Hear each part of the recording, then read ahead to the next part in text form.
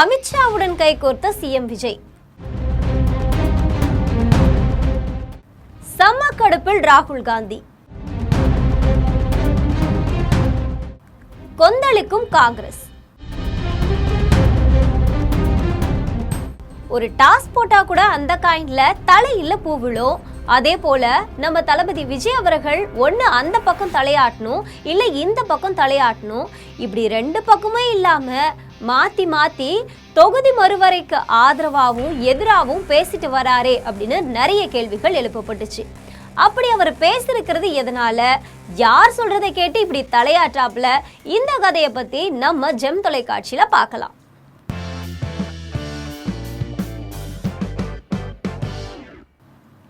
தமிழ்நாட்டு அரசியல்ல சூடு பிடிச்சிருக்கக்கூடிய முக்கியமான விஷயங்கள்ல ஒண்ணுன்னா அது மக்களவை தொகுதி மறுவரை விவகாரம் தான். இந்த விவகாரத்துல தமிழ்நாடு சட்டமன்றத்துல தீர்மானம் நிறைவேற்றிய சில நாட்கள்லயே முதல்வர் விஜய் அவர்கள் தன்னுடைய கடுமையான நிலைப்பாட்டை தளர்த்தி இருப்பதாய் எழுந்திருக்கிற விமர்சனம் தமிழக அரசியல்ல ஒரு புரட்டு இருக்கு.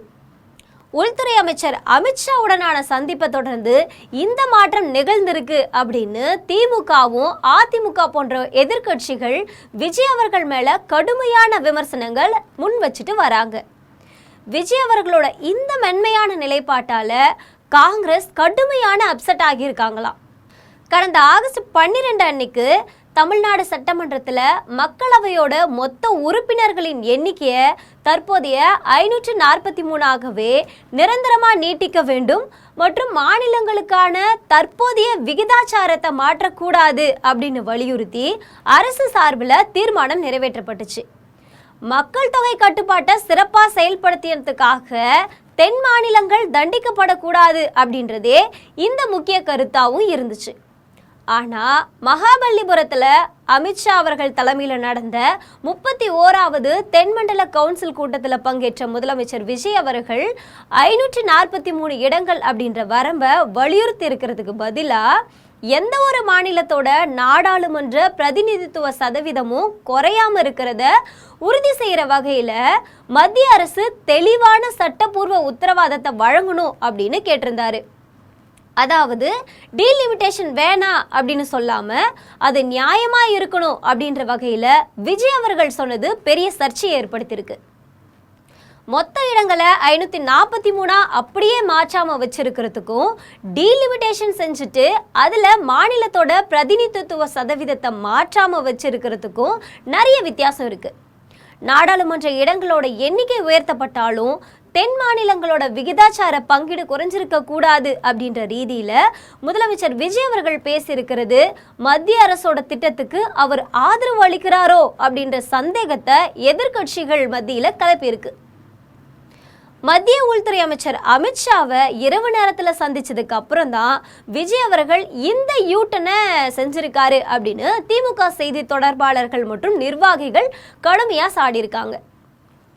திமுக எம்பி தயாநிதி மாறன் பேசுகையில் என்ன சொன்னார்னா, அனைத்து கட்சி கூட்டத்திலும் சட்டமன்றத்திலும் தொகுதி மறுவரைக்கு எதிராகவே தீர்மானம் நிறைவேற்றிவிட்டு அமித்ஷாவை சந்தித்தவுடன் முதல்வர் தன்னோட நிலைப்பாட்டிலிருந்து அந்தர்பல்ட்டி அடித்து விட்டார் அப்படின்னு விமர்சிச்சிருக்காங்க. அதிமுக தகவல் தொழில்நுட்ப பிரிவு வெளியிட்டிருக்கக்கூடிய பதிவில் என்ன சொல்லியிருக்காங்கன்னா, மத்திய அரசு கூறுவதையே தற்போது நீங்களும் கூறுகிறீர்கள். அப்படின்னா சட்டமன்றத்தில் தீர்மானன்ற நாடகத்தை ஏன் நடத்துனீங்க? ஆட்சிக்கு வர்றதுக்கு நீங்க நடத்தின நாடகம் தான் உலகமே தெரியுமே, இதுல ஏன் நாடகம் அப்படின்ற கேள்வியை எழுப்பியிருக்காங்க. அமமுக பொதுச் செயலாளர் டிடிவி தினகரனும் இது மக்களோட கவனத்தை திசை திருப்புற ஒரு நாடகம் தான் அப்படின்னு சொல்றாரு. முன்னதாக இந்த திட்டத்தை ஆதரிக்கிறவங்க எட்டப்பர்கள் அப்படின்னு திமுகவை சாடி ராகுல் காந்தி அவர்கள் பேசியிருந்தாரு. அவங்க தமிழின துரோகிகள் அப்படின்ற சொல்ற வகையில தான் அவர் பேசியிருந்தாரு. இப்போ ராகுல் காந்தி அவர்கள் விஜயோட நிலைப்பாடு காரணமா அப்செட் ஆகி இருக்கிறதாவும் சொல்றாரு. விஜய் அவர்கள் கூடவே இருந்துட்டு அமித்ஷா அவர்களை பார்த்ததும் கட்சி மாறிட்டாரு அப்படின்னு காங்கிரஸ் கட்சி கோபத்தில் இருக்குதான். மகளிர் இடஒதுக்கீடு அமல்படுத்தப்படுவதோட தொகுதி மறுவரையறையும் இணைச்சு மத்திய அரசு முன்னெடுத்துட்டு வராங்க. 2011 மக்கள் தொகை கணக்கெடுப்பின்படி மறுவரை செய்யப்பட்டா வட மாநிலங்களோட மக்களவை இடங்கள் கணிசமா உயரும். அதே வேளையில குடும்ப கட்டுப்பாட்டை திறம்பட செயல்படுத்தின தென் மாநிலங்களோட பிரதிநிதித்துவம் மற்றும் நிதி பகிர்வு குறையும் அப்படின்ற அச்சமும் நிலவுது. இப்படிப்பட்ட நிலைமையில விஜய் அவர்கள் இந்த நிலைப்பாடு மாற்றம் பல விவாதங்களை ஏற்படுத்தியிருக்கு. ஆக மாற்றான் தோட்டத்து மல்லிகைக்கும் மனம் இருக்கு அப்படின்னு சொல்ற மாதிரி நிறைய கேள்விகளும் எழுப்பப்பட்டாலும் இதை பத்தி உங்களுடைய கருத்து என்னன்னு நம்ம ஜெம் டிவில கமெண்ட் பண்ணுங்க.